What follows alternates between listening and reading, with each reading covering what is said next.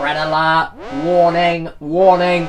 This is an Avengers level threat, ladies and gentlemen, because Kabam have just admitted that they might have been wrong. Why am I on the floor? No 5 or 6 stargates will be in Act 6 Chapter 3. 5 and 6 star requirements offered no benefit, only a hindrance, and thus felt arbitrary.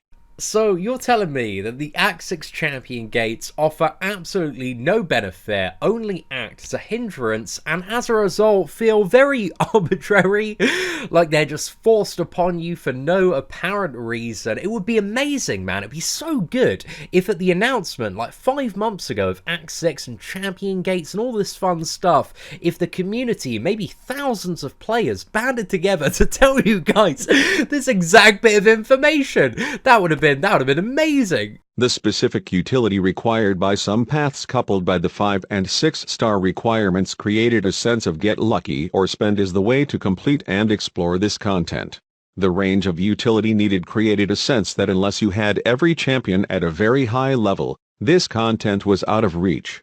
What you're also trying to say is that if you didn't have the right 5 or 6 star champions to get past this massive gates in Act 6 Chapter 2, that you'd either need to get lucky or spend, creating an even further divide between hard grinders, free-to-play players, and massive blubbery whales. Who would have seen this one coming, man? Who could have possibly predicted that this would be the outcome of aggressive 5 and 6 star gates? I don't even know. There are too many paths. Meaning final bosses, who are extremely challenging, must be beaten 10 times. This demotivated many from fully exploring quests. What's that? Oh my gosh, players don't like doing the same quest and fighting the same boss 10 times over? Who would have guessed that one, man? Who would have guessed that 10 times would be a really excessive amount to fight bosses like Mr. Sinister and the Champion? I just don't know who could have seen that one coming, man. Now, this announcement today comes from the Act 6 Chapter 3 beta forum, and I was really happy to see that they finally realized that excessive stargating is a really bad idea that just doesn't really benefit anyone, and it makes it so nobody's actually going to play your content, because that's what you had with Act 6 Chapter 2. You had people getting top 100 Legends times with 10 days played, man. 10 days fully to do the full run of 6.2. They weren't even going for Legends, man. So many players that didn't even attempt a Legends run got Legend, and it was by far, at least in my opinion, the most unsuccessful piece of story content that has ever been released in Marvel Contest of Champions. Like, nobody played it. Like, half the whales snuffed it as well. Like, I haven't really touched 100% myself. So, like, they didn't listen to the players, but they did listen to the data, and this is exactly what the players and everybody was saying 5 months ago. If you do this kind of stuff, like, nobody's gonna want to play your content, man. Like, it's gonna suck. And surprise, they you know, it just all came to fruition, man. So I'm very very happy to see that they have realized all of this stuff that they should have realized when they announced it 5 months ago, back with the release of the Act 6 Chapter 1. But you know what they say, lads, better late than never. Better late than never is always a great statement, but hopefully now that they've realized this stuff, they can go back and remove all of the gates from Act 6 Chapter 2. I don't believe they have any plans at the moment to remove the 4-star champion ban on Act 6, although they entirely should. I would really like to see 4 stars being allowed into Act 6, because they have the capability, if you are a skilled player, to get Act 6 content down. So that is something personally I'd love to see, because I could get Cavalier like tomorrow if I was allowed my 4 stars on Whale Milker 3000 there, which is really unfortunate. But overall, yeah, this announcement post, there isn't anything like super interesting or surprising aside from the first few lines talking about, you know, that they're revoking the stargates and why they are, and that there are too many paths, man. Who would have thought that 10 paths was going to be excessive? Come on, man. This is simple stuff, boys. Simple stuff there. Then Kabam move on to talk about some of the goals they have when it comes to the design of Act 6 Chapter 3 and Onward. So the first one is to celebrate roster progression. As Act 6's endgame content, we do want to ensure rosters have reached a certain level of maturity before the content is doable, so this line kind of suggests that the 4-star ban is probably not going to be lifted, although I'd really like it to. That'd be absolutely amazing for Act 6. However, this manifested differently in chapters 1 and 2 than this pillar is meant to suggest. In those, our approach took the form of you must be this tall to ride, but in chapter 3 and onward, we want to explicitly celebrate all of the hard work you put into developing your roster by providing a place for that strength to shine. And then we have pillar number 2, which is encouraging new gameplay strategies. So this one is something we've been doing for some time, as can be seen in the global buffs thus far, but we felt it would be important to codify it into our pillars. This may mean we want to find new rhythms in fights to encourage you to rethink the very mechanics of the game, or encourage your champions in a way that you may not have thought of before. We want Act 6 to be a piece of content that feels unique and has its own identity among other types of content in the contest. And they use this line a couple of times in this post, which is static challenges, evolving answers. This is also a new ethos for building this content. This means creating content that is able to have new ways to approach it for years to come. MCOC is not going anywhere anytime soon, so we want Act 6 to be an ever-changing piece of content as the game evolves around it. More on how this applies to Chapter 3 in a moment.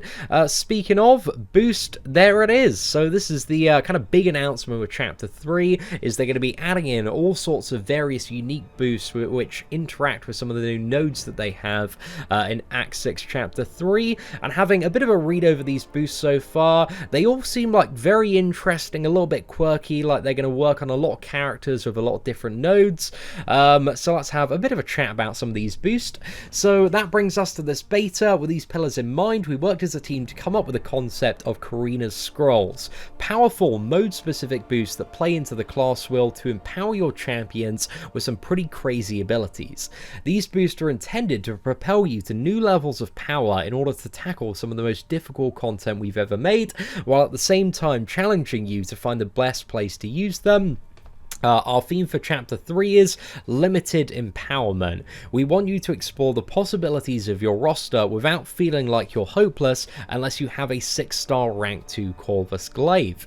If you have an insane roster, this will just be icing on the cake, but if you're still working on expanding your 455 roster, we want you still to be able to play and enjoy the challenge. So how does the design of these boosts target our pillars? Celebrate roster progression. Because the boosts target a class and not specific champions, we are aiming to simply highlight the best of a given class in your roster, not the best of a given class in the game.